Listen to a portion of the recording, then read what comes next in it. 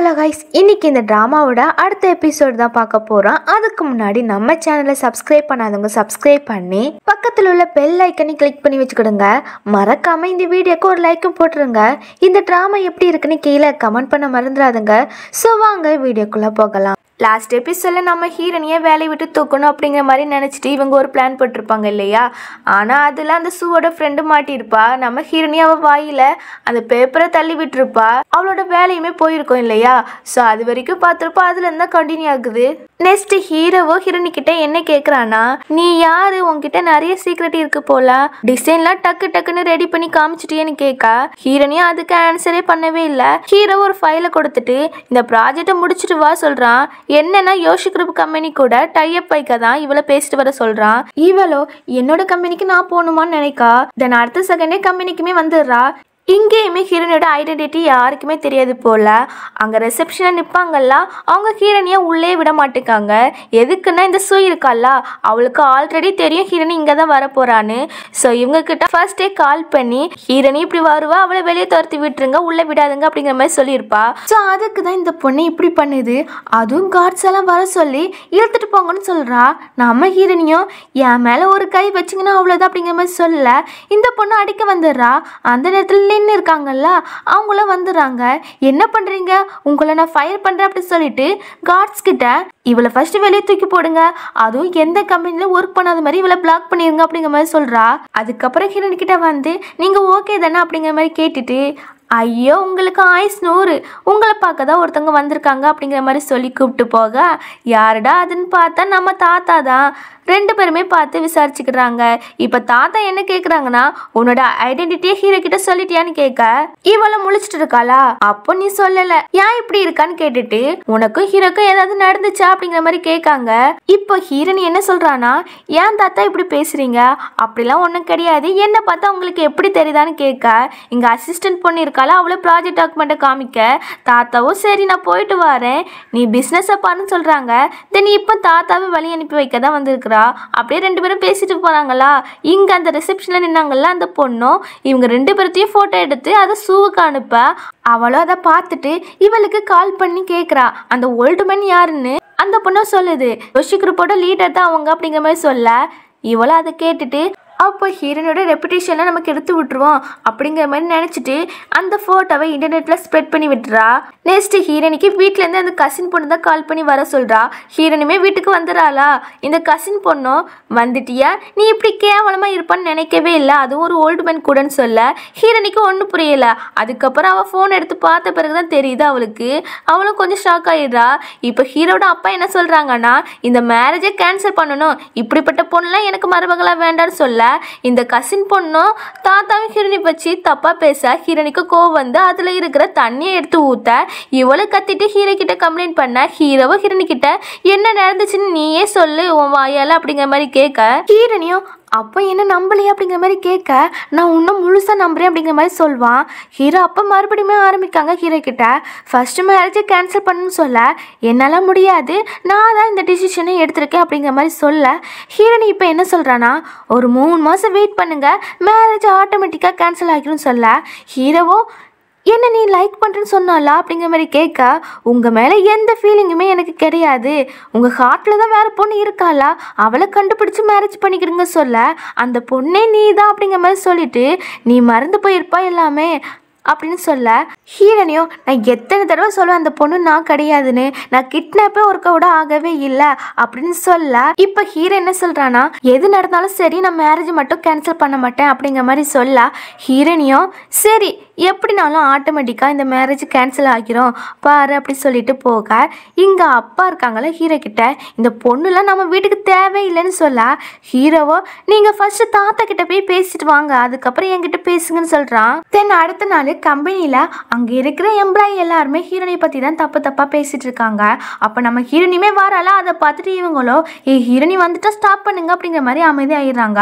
அப்போ அந்த சூமே வந்து ஹீரோயின் கிட்ட உனக்கு வெக்கமாவே இல்லையா, ஆஃபீஸுக்குலாம் வந்திருக்கிறா அப்படிங்கிற மாதிரி கேட்க நான் எதுக்கு வெக்க போடணும் அப்படிங்கிற மாதிரி இவ கேட்குறா. அதுக்கு இந்த சூவோ ஆமாம் நீ எல்லாருக்கிட்டையுமே இப்படி தானே பழகிருப்பா, உனக்கு எங்கே வெக்க இருக்கு, ஹீரோ எப்படினாலும் இந்த மேரேஜை கேன்சல் பண்ணிடுவான்னு சொல்ல சரி உன்னால முடிஞ்சதை பார்த்துக்கோ அப்படின்னு ஹீரோனி கெத்தா சொல்ல அதுவும் இவா உனக்கு இன்னுமே உன்னோட திமிர் மட்டும் குறையிலையே அப்படிங்கிற மாதிரி ஹீரோனி அடிக்க வர ஹீரோனி அவ கையை பிடிச்சு தள்ளி விட்டுறா. இந்த சூ மறுபடியுமே ஹீரோனி அவங்க தாத்தா வச்சு தப்பா பேசிட்டு இருக்கா. நம்ம ஹீரோனிக்கு சமய கோவம் வருதா, செவலையே 2 டைம் அடிச்சு விட்டுறா. இவ்வளோ என்னையே நீ அடிச்சிட்டியான்னு அடிக்க போகும்போது கீழே விழுந்துடுறா.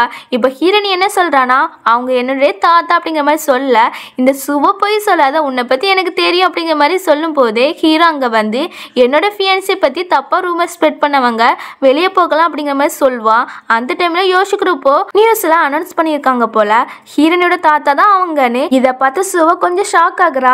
ஆனா சமாளிக்கணும்ல, அதுக்காக இது போய் அது எப்படி அவங்க யோசிக்கிறப்போட லீடரு இவன் நாட்டுப்புறத்தா அப்படின்னு சொல்ல ஹீரோவை சாரி கேளுன்னு சொல்றான். முடியாது, நான் சாரியே கேட்க மாட்டேன்னு சொல்வா. அதுவும் ஹீரோனி உன் சாரிலாம் யாருக்கு வேணும் அப்படின்னு சொல்லிட்டு அந்த ரூமரை ஸ்ப்ரெட் பண்ண ஆடியோவை தான் போட்டு காமிக்கிறா. அதாவது அன்னைக்கு அந்த ரிசப்ஷன் பொண்ணு இருக்கால, அவகிட்ட இவ பேசியிருப்பா இல்லையா ஃபோன்ல, அதை தான் காமிக்கிறா. அப்போ பார்த்து சுவோட அப்பாவை கால் பண்ணி நீ ஹீரோன் கிட்ட சாரி கேளு, நம்மளோட மார்க்கெட் எல்லாம் டவுன் ஆகுது, நம்மளோட பார்ட்னர் எல்லாருமே போறாங்க அப்படிங்கிற மாதிரி சொல்ல அவ்வளோ பிடிவாதமா நான் சாரிலாம் கேட்க மாட்டேன்னு சொல்றா. அந்த டைம்ல போலீஸுமே வந்து உங்களை நாங்கள் விசாரிக்கணும் ரூமரை ஸ்ப்ரெட் பண்ணதுக்கு அப்படின்னு இழுத்துட்டு போறாங்க. நெக்ஸ்ட் இந்த சுவ போலீஸ் ஸ்டேஷனுக்குலாம் போயிட்டு வந்துட்டா போல.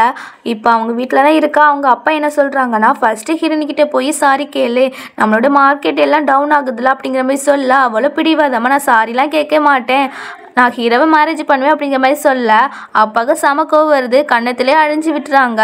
இப்போ என்ன சொல்கிறாங்கன்னா, இன்னைக்குள்ள ஹீரோனிக்கிட்ட நீ சாரி கேட்கலன்னா இந்த வீட்டை விட்டு நீ வெளியே போகணும் அப்படிங்கிற மாதிரி சொல்லிட்டு திட்டிட்டு போகிறாங்க.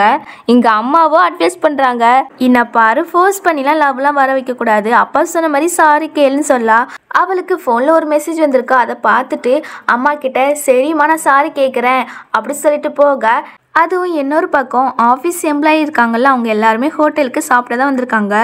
அப்போ அங்கே சூவுமே வந்துடுறா. இப்போ ஹீரோனிக்கிட்டே சாரி கேட்க ஹீரோனையும் ஏற்றுக்க முடியாதுன்னு சொல்ல இந்த சூவை காசு எடுத்து வச்சுக்கிட்டு சாரி கேட்கா. அதெல்லாம் வேண்டாம், பாவம் உங்கள் வீட்லேயே காசு இல்லாமல் இருக்கீங்கன்னு கேள்விப்பட்டேன் அப்படின்னு சொல்ல இவளுக்கு கோவம் வந்துடுது. நீ கிராமத்துக்காரே இருந்துக்கிட்டு ரொம்ப ஓவரா பண்ணுறா அப்படின்னு அந்த காசையுமே கிழிச்சு போட்டுட்டு போறா. அதுக்கப்புறம் இந்த சைடு ஒரு பொண்ணை காமிக்காங்கல்ல, இவளோட நேம் சானா. இப்போ சூவோ இவளுக்கு ஒரு ஃபோட்டோ அனுப்பியிருக்கா. அதை பார்த்துட்டு எல்லாருக்கிட்டையுமே இப்போ வாரன்னு சொல்லிட்டு போக நம்ம ஹீரோனிக்கு ஒரு டவுட் வருது இவன் மேலே. இவளோ வெளியே வந்து சூக்கிட்ட எதுக்கு இப்படி ஒரு ஃபோட்டோவை அனுப்பியிருக்கா அப்படி சொல்லி கேட்கையுமே அவளோ சொல்கிறா, ஹீரோனியை எப்படியாட்டு குடிக்க வச்சு ரூமுக்குள்ளே கூட்டு வந்துடு அப்படிங்கிற மாதிரி சொல்ல அவளோ முடியாதுன்னு சொல்கிறாளா. இவளோ அவளோட கார்டை எடுத்து காமிச்சிட்டு உன்னோட பிரதர் ரொம்ப சீரியஸாக இருக்காங்கன்னு கேள்விப்பட்டேன் அப்படின்னு அவளை மிரட்ட இவளுக்கும் வேற வழி இல்லை. அதை வாங்கிட்டு உள்ள வந்து ஹீரோனிக்கு சரக்கு நல்லா ஊற்றி கொடுக்க அவ்வளோ நல்ல மட்டே ஆகிறா. இந்த சானாவோ ஹீரோனிக்கிட்ட நான் உன்ன ரூம்ல கொண்டு விடுறேன் அப்படி சொல்லி கூப்பிட்டு போய் அங்க படுக்க வச்சுட்டு, சாரி ஹீரோனி எனக்கு எந்த சாய்ஸும் இல்லை அப்படி சொல்லிட்டு அந்த சூக்கு கால் பண்ணி சொல்ல அவளும் ஒருத்தனுக்கு காசு கொடுத்து இங்க கூப்பிட்டு வந்திருக்கிறா ஹீரோனிக்கிட்ட தப்பா இருக்கிறதுக்கு. அதுவும் இந்த சைடு ஹீரோக்கு நிறைய டவுட் வருது ஹீரோனி மேல. ஸோ அதை தாத்தா கிட்ட கேட்க தான் இங்க வந்திருக்கிறான். அதை கேட்கையுமே தாத்தாவோ என்னால ஹீரோனி ஐடென்டிட்டியே சொல்ல முடியாது, ஹீரோனியே வந்து சொன்னாதான் கரெக்டு அப்படின்னு சொல்ல சரி இதாட்டம் சொல்லுங்கன்னு சொல்லிட்டு ஹீரோ இன்னொரு விஷயத்தையுமே கேட்குறான். ஹீரோனியை சின்ன வயசுல கடத்திட்டு போனாங்கன்னு சொல்லி கேட்க அது எனக்கு தெரியலப்பா, ஆனா ஹீரோனிக்கு சின்ன வயசுல உடம்பு சரியில்லாம வந்துச்சு, ஸோ அவளோட மெமரி எல்லாமே லாஸ் ஆகிட்டு அப்படி சொல்லிட்டு இருக்கும் போதே இந்த சூவோ ஹீரோக்கு கால் பண்ணி ஹீரோனி இப்படி தப்பா இருக்கான்னு சொல்ல ஹீரோவோ அங்க இருந்து டக்குன்னு இங்க வந்து இவ கழுத்தை நெரிச்சிட்டு மறுபடியும் ஏன் டிஸ்டர்ப் பண்ற ஹீரோனிய அப்படி ரொம்ப கோவத்துல கேட்டுட்டு இருக்கானா. அப்ப பார்த்து பக்கத்து ரூம்ல இருந்து ஒரு சவுண்ட் வருது. சோ உள்ள போய் பார்த்தாதான் தெரியுது நம்ம ஹீரோனி அவன் மேல காலை வச்சு கெத்தானுக்கா செமையா அடிச்சிருப்பா போல.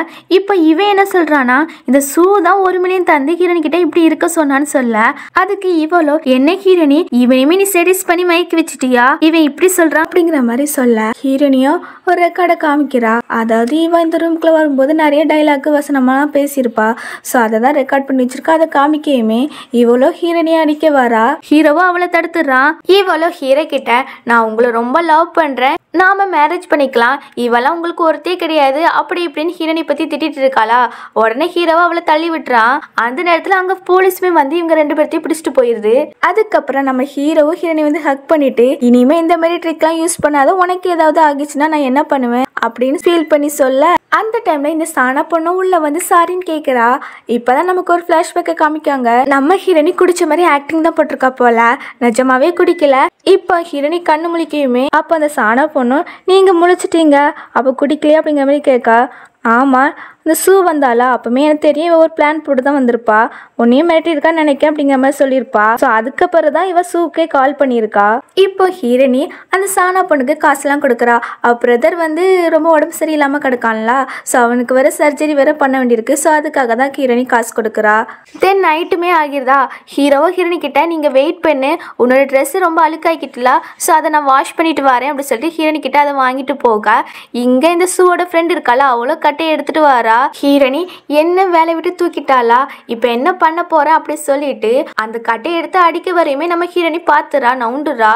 அதுக்கப்புறம் இன்னொரு அடி அடிக்க வர ஹீரோவை வந்து தடுத்துறான். ஹீரோ அந்த அடியை வாங்கிக்கிறான் கையில. இப்ப ஹீரோனி அதை பார்த்துட்டு உங்களுக்கு ரொம்ப அடிபட்டுட்டோம் அப்படிங்கிற மாதிரி சொல்லி பதட்டமாகறாளா. நம்ம ஹீரோவை அதை பார்த்துட்டு என் மேல நீ அக்கறைப்படுவியா அப்படிங்கிற மாதிரி கேட்கிறான். அந்த டைம்ல சோட ஃப்ரெண்டு மறுபடியுமே ஹீரோனி தலையில பயங்கரமா அடிச்சிடறா. ஹீரோனி அப்படியே மயங்கிறா. நம்ம ஹீரோவை அவளை ஒரு மிதிக்கையுமே அவளை அங்க போய் விழுந்துறா. இங்க நம்ம ஹீரோவோ ஹீரோனி உனக்கு என்னாச்சு அப்படி சொல்லி கேட்டுட்டு அவளை ஹக் பண்ணிக்கிறான். இதோட இந்த எபிசோட் முடியுது. அடுத்த எபிசோட்ல பார்ப்போம். Bye by.